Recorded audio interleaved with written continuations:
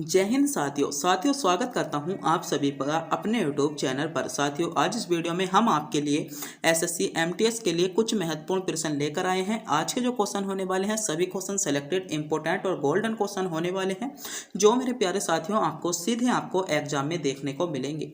तो इस वीडियो को पूरा ध्यान से जरूर देखिएगा। तो बिना टाइम गवाए करते हैं वीडियो को। राइबोफ्लोविन का दूसरा नाम है, राइबोफ्लोविन का दूसरा नाम vitamin C, vitamin A, vitamin D या विटामिन बी2। तो बताइए। तो मेरे प्यारे साथियों, क्वेश्चन में पूछा गया है राइबोफ्लोविन का दूसरा नाम कौन सा है? तो आपका विटामिन बी2 है। आपको ध्यान रखना होगा विटामिन बी इसमें आपका सही, डी विकल्प के साथ आपका सही जवाब होगा। बात कर लेते हैं विटामिन सी का रासायनिक नाम। तो विटामिन सी का जो रासायनिक नाम है वह है आपका एस्कर्बिक एसिड। विटामिन ए की बात करें तो विटामिन ए का कौन सा होगा? रेटिनोल। और विटामिन, अगर हम बात कर लें डी की, तो एग्रे क्लेरी से के लोड जो होता है वह आपका क्या होता है? विटामिन डी का कौन सा? एग्रे केल्सी क्या होता है? एग्रे केल्सी केरोल क्या होता है? वह आपका विटामिन डी का रासायनिक नाम होता है। तो क्वेश्चन पूछा गया था राइबोफ्लोविन किसका रासायनिक नाम है? तो विटामिन आपका बी2 का रासायनिक नाम है। डी विकल्प आपका सही जवाब होगा। अगला क्वेश्चन है आपका, निम्नलिखित में से कौन प्रोटीन का एक प्रमुख स्रोत नहीं है? तो प्रोटीन का प्रमुख स्रोत आपसे पूछा गया है सोयाबीन, गेहूं, मछली या चना। तो प्रोटीन का स्रोत आपसे पूछा गया है। तो गेहूं जो है मेरे प्यारे साथियों प्रोटीन का स्रोत नहीं है, आपको ध्यान रखना होगा। बी विकल्प इसमें आपका सही जवाब होगा। जबकि सोयाबीन, मछली और आपके चने में भरपूर मात्रा में आपका क्या पाया जाता है? आपका प्रोटीन पाया जाता है। तो कौन सा स्रोत नहीं है? आपका गेहूं जो है प्रोटीन का मुख्य स्रोत नहीं है। अगला क्वेश्चन है, भारत सरकार के द्वारा घोषित न्यूनतम समर्थन मूल्य कितनी फसलों के लिए है? तो न्यूनतम जो समर्थन मूल्य है वह कितनी फसलों के लिए है? तो भारत सरकार द्वारा न्यूनतम समर्थन मूल्य है आपका 25 फसलों के लिए है। आपको ध्यान रखना होगा। विकल्प सी इसमें आपका बिल्कुल करेक्ट जवाब हो जाएगा। अगला क्वेश्चन देखते हैं। अगला क्वेश्चन है आपका, भारतीय जीवन बीमा निगम अधिनियम संसद द्वारा में पारित किया जाता है। तो भारतीय जीवन बीमा निगम जो आपका अधिनियम है वह मेरे प्यारे साथियों संसद द्वारा में पारित किया जाता है। तो संसद में कब पारित किया जाता है? तो कौन से कब में पारित किया जाता है? तो आपका सही जवाब होगा, ये जो पारित किया गया था आपका 1956 में पारित किया गया था। जो आपका जीवन बीमा आपका अधिनियम था यह संसद में 1956 में पारित किया गया था। बात कर लेते हैं करेक्ट डेट की। तो करेक्ट डेट थी आपकी 1 सितंबर 1956 में पारित किया गया था, यानी विकल्प डी के साथ इसमें आपका सही जवाब होगा। अगला क्वेश्चन है आपका, किस संशोधन अधिनियम के अनुसार बेटे बेटियों और उनकी माताओं की पारिवारिक संपत्ति के बराबर हिस्सा मिल सकता है? तो किस संशोधन अधिनियम के तहत आपका के अनुसार बेटे बेटियों और उनकी माताओं को पारिवारिक संपत्ति के बराबर हिस्सा मिलने का जो अधिनियम है वह आपका किसमें है? तो कौन सा संशोधन है? तो मेरे प्यारे साथियों वह है आपका हिंदू उत्तराधिकार संशोधन अधिनियम 2005। हिंदू उत्तराधिकार संशोधन अधिनियम 2005 के तहत आपका क्या है? पारिवारिक संपत्ति में बराबर हिस्सा मिल सकता है, यानी विकल्प सी के साथ इसमें आपका करेक्ट जवाब होगा। अगला क्वेश्चन देखते हैं। अगला क्वेश्चन है, भारतीय संविधान के किस अनुच्छेद के तहत राष्ट्रपति मृत्यु दंड को क्षमा करा सकता है? तो भारतीय संविधान का ऐसा कौन सा अनुच्छेद है जिसमें राष्ट्रपति जो है मृत्यु दंड का क्षमा करा सकता है? तो आर्टिकल कौन सा है? अनुच्छेद 72। इसमें सी विकल्प के साथ आपका बिल्कुल करेक्ट जवाब होगा, जिन बच्चों ने विकल्प सी को चुना है। सी विकल्प इसमें आपके लिए बहुत ही ज़्यादा सेलेक्टेड क्वेश्चन है। ये क्वेश्चन आपके लिए बहुत ज़्यादा इंपॉर्टेंट होने वाला है। अगले क्वेश्चन पर बढ़ते हैं। अगला क्वेश्चन है आपका, निम्नलिखित में से कौन सी प्रायद्वीपीय नदी भारत की पूर्व से पश्चिम की ओर बहने वाली सबसे बड़ी नदी है? तो कौन सी है? नर्मदा नदी है, जो आपकी अमरकंटक से निकलती है और खंबात की खाड़ी में अपना क्या है जल गिराती है। अगला क्वेश्चन है, भारतीय भूभौतिकी अनुसंधान संस्थान कहाँ पर स्थित है? ऑप्शन है जमशेदपुर में, हैदराबाद में, मुंबई में या जयपुर में। तो बताइएगा, विकल्प आपके सामने है। क्वेश्चन पूछा गया है आपका राष्ट्रीय भूभौतिकी अनुसंधान संस्थान भारत के कौन से स्थान पर है? तो कौन से स्थान पर है? आपका सही जवाब हो जाता है हैदराबाद में है। कहाँ पर है? हैदराबाद में है, यानी विकल्प बी के साथ इसमें आपका सही जवाब होगा। अगला क्वेश्चन देखते हैं। अगला क्वेश्चन है निम्नलिखित में से किस प्रकार के दर्पण में प्रकाश का पार्श्व परिवर्तन होता है। ऑप्शन है उत्तल दर्पण में, अपवर्त आपका अवतल दर्पण में, आयताकार दर्पण में या समतल दर्पण में। तो क्वेश्चन ध्यान से पढ़िएगा, क्वेश्चन आपके लिए इंपॉर्टेंट है। क्वेश्चन है निम्नलिखित में से किस प्रकार के दर्पण में प्रकाश का पार्श्व परिवर्तन होता है। तो प्रकाश का पार्श्व जो परिवर्तन होता है किस प्रकार के दर्पण में होता है, तो आपका सही जवाब होगा समतल दर्पण। कौन सा हो जाएगा, समतल दर्पण। इसमें विकल्प डी के साथ आपका सही जवाब होगा। अगला क्वेश्चन देखते हैं।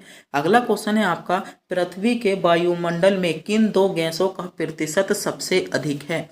ऑप्शन है नाइट्रोजन हाइड्रोजन का, नाइट्रोजन ऑक्सीजन का, ऑक्सीजन और कार्बन डाइऑक्साइड का, या आपका क्वेश्चन पूछा गया है कार्बन डाइऑक्साइड और नाइट्रोजन का। तो बताइए, आपसे क्वेश्चन पूछा जा रहा है कि पृथ्वी के वायुमंडल में किन दो गैसों का प्रतिशत जो है वह मेरे प्यारे साथियों आपका सर्वाधिक है। सोचिएगा, समझिएगा, विकल्प आपके सामने है। जल्दी से जल्दी इस क्वेश्चन का जवाब कमेंट बॉक्स में भी बताइएगा। तो आपसे क्वेश्चन पूछा गया है पृथ्वी में वायु जो आपका मंडल है उसमें तो किन दो गैसों का जो प्रतिशत है सबसे अधिक है। तो आपका सही जवाब होगा नाइट्रोजन और हाइड्रोजन, यानी ए विकल्प के साथ इसमें आपका सही जवाब हो जाता है। अगला क्वेश्चन है इनमें से कौन सा राजस्थान में स्थित एक हिल स्टेशन है। तो राजस्थान में स्थित एक हिल स्टेशन है तो कौन सा है, तो माउंट आबू। माउंट आबू जो है राजस्थान में स्थित एक हिल स्टेशन है, यानी सी विकल्प के साथ इसमें आपका बिल्कुल करेक्ट जवाब हो जाता है। अगला क्वेश्चन देखते हैं। अगला क्वेश्चन है नदी द्वीप मांजुली जो भारत का पहला और एकमात्र द्वीप जिला बना गया है कहाँ का। ऑप्शन है कर्नाटक का, जम्मू कश्मीर का, हिमाचल प्रदेश का या असम का। तो नदी जो आपका नदी द्वीप है मांजुली, तो पहले तो आपको पता होना चाहिए मांजुली नदी द्वीप, यानी आपने सुना होगा सुंदरबन का डेल्टा। मांजुली नदी द्वीप जो है वह भारत का एकमात्र जिला बन गया है। तो ये आपका जिला जो बना है कहाँ का बना है, तो मांजुली द्वीप आपका कहाँ पर है। तो सही जवाब क्या होगा इसमें, आपका कहाँ का जिला बना है, मांजुली द्वीप आपका कहाँ का जिला बना है। ये क्वेश्चन आपसे मेरे प्यारे साथियों पूछा जा रहा है। तो कहाँ का बना है जल्दी से जल्दी बताएं। तो जल्दी से जल्दी इस क्वेश्चन का जवाब आपको क्या है कमेंट बॉक्स में बताना है। इस क्वेश्चन का जवाब हम आपसे पूछना चाहते हैं और ये क्वेश्चन हम आपको टेस्ट के रूप में देखते हैं। करंट का क्वेश्चन है, कितने बच्चे इस क्वेश्चन का जवाब जानते हैं, क्योंकि इजी क्वेश्चन है। मैं मानता हूँ आप एसएससी सीजीएल की तैयारी कर रहे हो, आप इस क्वेश्चन का जवाब बता सकते हैं। तो जल्दी से जल्दी इस क्वेश्चन का जवाब आप कमेंट बॉक्स में बताइए। अगला क्वेश्चन है आपका, अगला क्वेश्चन है राज्यसभा सदस्यों का कार्यकाल कितना होता है। ऑप्शन है 4 वर्ष, आपके 7 वर्ष, 6 वर्ष या 2 वर्ष। तो राज्यसभा के जो सदस्य होते हैं मेरे प्यारे साथियों उनका कार्यकाल कितना होता है, तो आपका 6 वर्ष होता है, आपको ध्यान रखना होगा। अगला क्वेश्चन देखते हैं। अगला क्वेश्चन है भारत के किस प्रधानमंत्री ने लाल किले से राष्ट्रीय झंडा सर्वाधिक बार फहराया। ऑप्शन है इंदिरा गांधी, पंडित जवाहरलाल नेहरू, मनमोहन सिंह या अटल बिहारी वाजपेयी। तो पहले तो आपको यह पता होना चाहिए कि भारत के ऐसे कौन से प्रधानमंत्री हैं जिनका कार्यकाल सबसे लंबा था। तो किनका था, पंडित जवाहरलाल नेहरू का था। तो पंडित जवाहरलाल नेहरू का जब कार्यकाल सबसे लंबा था तो सबसे अधिक बार भी इन्होंने ही क्या करा होगा, लाल किले पर ध्वज लहराया होगा, यानी इसमें भी विकल्प के साथ आपका सही जवाब हो जाएगा। अगला क्वेश्चन है सर्वोच्च न्यायालय के न्यायाधीशों की आपकी निवृत्ति की उम्र कितनी होती है। ऑप्शन है 62 वर्ष, 69 वर्ष, 65 वर्ष या 70 वर्ष। तो क्वेश्चन पूछा गया है सर्वोच्च न्यायालय यानी सुप्रीम कोर्ट, सर्वोच्च न्यायालय, उच्चतम न्यायालय यानी सुप्रीम कोर्ट की जो सेवानिवृत्ति की जो आपकी अधिकतम आयु होती है वे कितनी होती है, आपकी 65 वर्ष होती है, यानी सी विकल्प आपका सही जवाब होगा। अगर क्वेश्चन पूछ लिया जाए हाई कोर्ट यानी आपके जो हाई कोर्ट होते हैं उच्च न्यायालय, तो उनकी जो होती हैं आपकी 62 वर्ष होती हैं। दोनों क्वेश्चनों को आपको ध्यान में रखना होगा। अगला क्वेश्चन है दुनिया का सबसे बड़ा गैर ध्रुवीय रेगिस्तान कौन सा है। ऑप्शन है कालाहारी, गोबी, सहारा या ग्रेट ऑस्ट्रेलियन। तो आपने क्वेश्चन में पढ़ा होगा ध्रुवीय, तो ध्रुव में आपका कौन सा है, ग्रेट ऑस्ट्रेलियन। तो यही क्या होगा आपका रेगिस्तान है, यानी डी विकल्प के साथ आपका सही जवाब हो जाएगा। अगला क्वेश्चन है हीराकुंडा आपका हीराकुंड जलाशय किस नदी पर निर्मित किया गया है। ऑप्शन है सतलज नदी पर, गोदावरी नदी पर, महानदी पर या नर्मदा नदी पर। तो हीराकुंडा जलाशय आपका हीराकुंड जो जलाशय है कहाँ पर स्थित है, आपका कहाँ पर है आपको पता होना चाहिए। हीराकुंड जलाशय का पहली बात तो कौन कहाँ पर है, आपका सही जवाब होगा महानदी पर बना हुआ है, यानी इसमें जो हो जाएगा विकल्प सी के साथ आपका बिल्कुल करेक्ट जवाब होगा। अगला क्वेश्चन देखते हैं। अगला क्वेश्चन है भूटान की राजभाषा कौन सी है।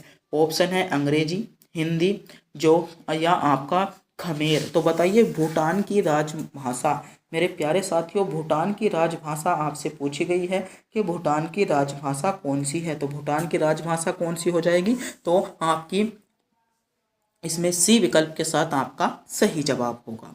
अगला क्वेश्चन है भारतीय मुद्रा के नोट कहाँ मुद्रित किए जाते हैं। ऑप्शन है नई दिल्ली में, मुंबई में, नासिक में या आगरा में। तो भारतीय मुद्रा के नोट, तो मेरे प्यारे साथियों भारतीय मुद्रा के जो नोट कहाँ मुद्रित किए जाते हैं, तो आप सभी को पता होना चाहिए भारतीय जो मुद्रा है उसके नोट मुद्रित किए जाते हैं आपके नासिक में, यानी सी विकल्प के साथ आपका सही जवाब होगा।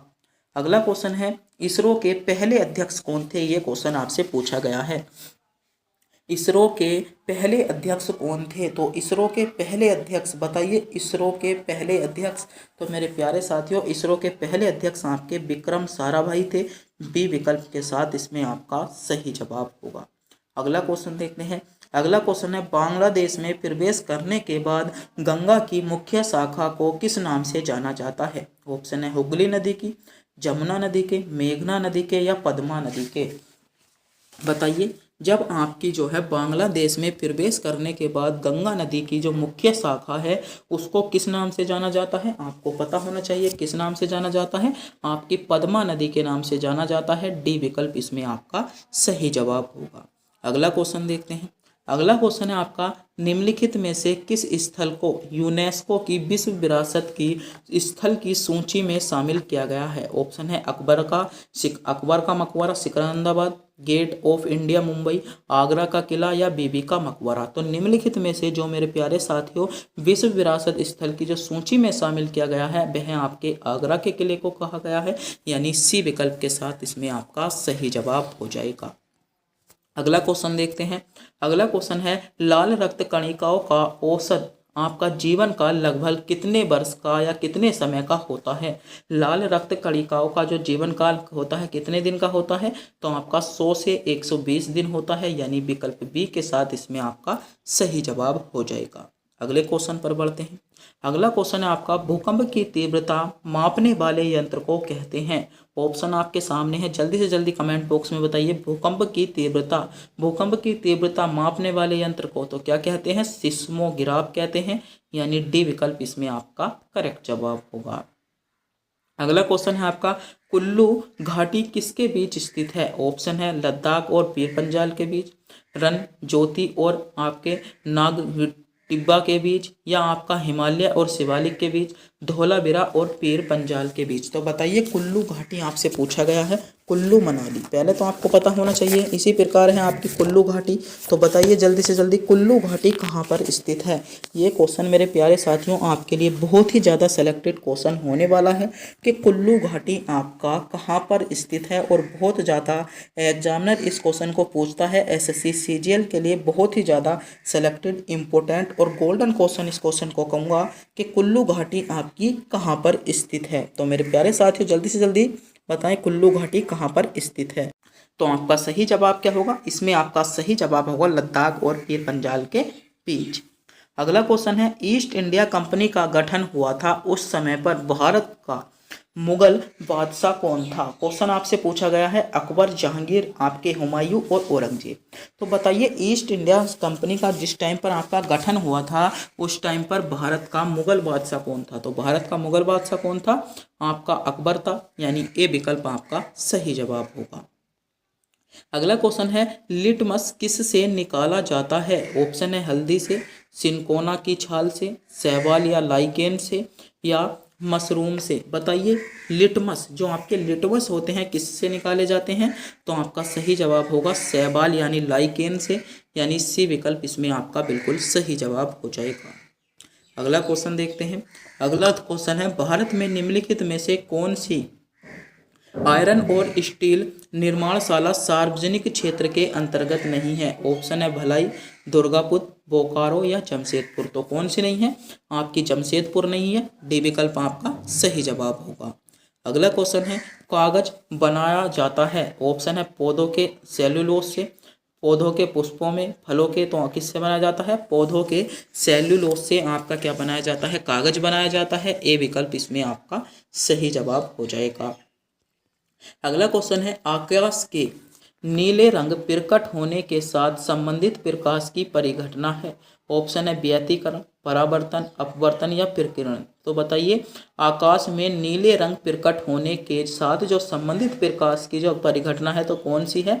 तो आपकी प्रकीर्णन है, यानी डी विकल्प जिन बच्चों ने चुना है बिल्कुल सही चुना है। डी विकल्प आपका सही जवाब होगा। अगला क्वेश्चन देखते हैं।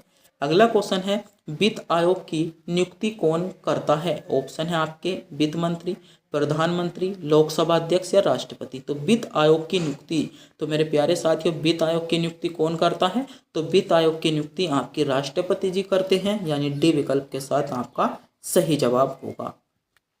अगला क्वेश्चन है, बुद्ध ने अपना प्रथम प्रवचन कहाँ दिया था? बताइए, बुद्ध ने अपना प्रथम प्रवचन कहाँ पर दिया था?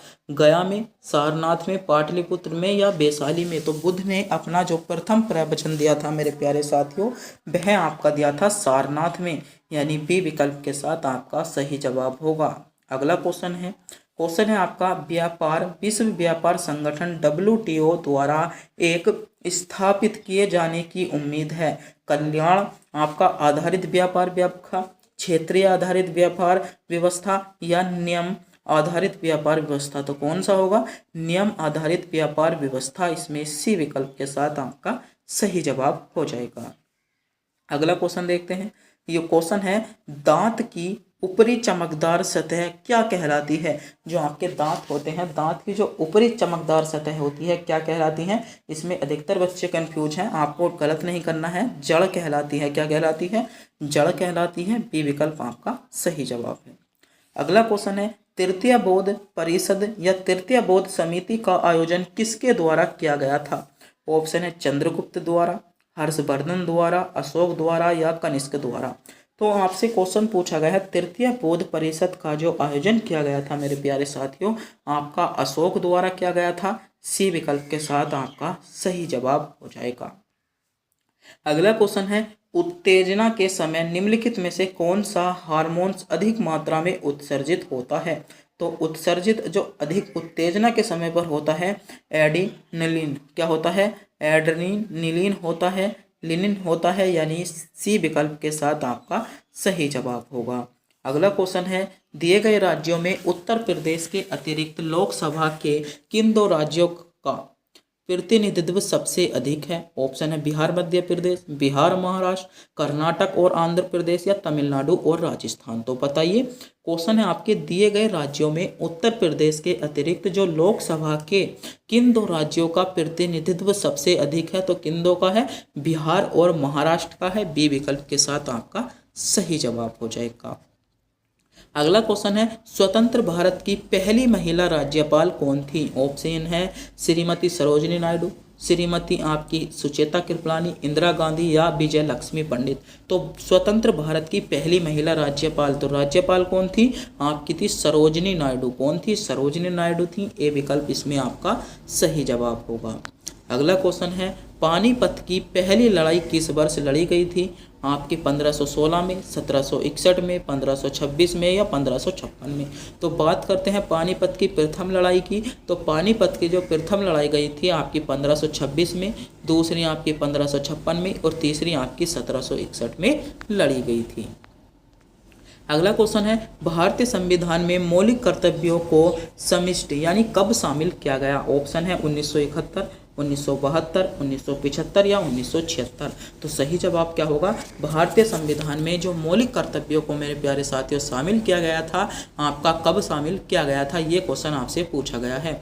तो भारतीय संविधान में जो मौलिक कर्तव्यों को मेरे प्यारे साथियों शामिल किया गया था, कब किया गया था? आपका सही जवाब होगा 1976 में, यानी डी विकल्प के साथ आपका सही जवाब होगा। अगला क्वेश्चन है अंतर्राष्ट्रीय न्यायालय में न्यायाधीशों की संख्या है, ऑप्शन है 11, 15 या 18 या 7। तो अंतर्राष्ट्रीय न्यायालय में तो न्यायाधीशों की संख्या कितनी है, आपकी 15 है। और जो अंतर्राष्ट्रीय न्यायालय होता है उनमें जो न्यायाधीश होते हैं उनका कार्यकाल कितने वर्ष का होता है, तो 9 वर्ष का होता है। इसका भी आपको पता होना चाहिए। अगला क्वेश्चन है आपका नागार्जुन सागर परियोजना किस नदी पर स्थित है, ऑप्शन है सतलज नदी पर, कृष्णा नदी पर, नर्मदा नदी पर या कावेरी नदी पर। तो नागार्जुन सागर परियोजना मेरे प्यारे साथियों, नागार्जुन सागर परियोजना जो है किस नदी पर स्थित है, तो आपका सही जवाब क्या हो जाएगा, आपका इसमें बिल्कुल करेक्ट जवाब क्या होता है, कृष्णा नदी। इसमें विकल्प बी के साथ आपका सही जवाब हो जाएगा। अगला क्वेश्चन है आपका भारत में यूनेस्को के विश्व विरासत स्थल की सूची में नवीनतम समायोजन है, ऑप्शन है कुतुब मीनार का, हुमायूं का मकबरा, खजुराहो का मंदिर या लाल किला। तो कौन सा हो जाएगा, आपका सही जवाब क्या होगा, लाल किला। इसमें डी विकल्प के साथ आपका सही जवाब हो जाता है। अगला क्वेश्चन है किस दिन पृथ्वी सूर्य से सबसे निकट होती है, ऑप्शन है आपके 23 सितंबर को, 3 जनवरी को, 4 जुलाई को या 21 मार्च को। तो सूर्य से सबसे निकट आपसे पूछा गया है, तो सूर्य के जो सबसे निकट होती है वह होती है 3 जनवरी को, और सबसे दूर जो होती है 4 जुलाई को होती है। दोनों क्वेश्चनों का आपको पता होना चाहिए। तो पृथ्वी जो सूर्य के सबसे निकट होती है वह मेरे प्यारे साथियों 3 जनवरी को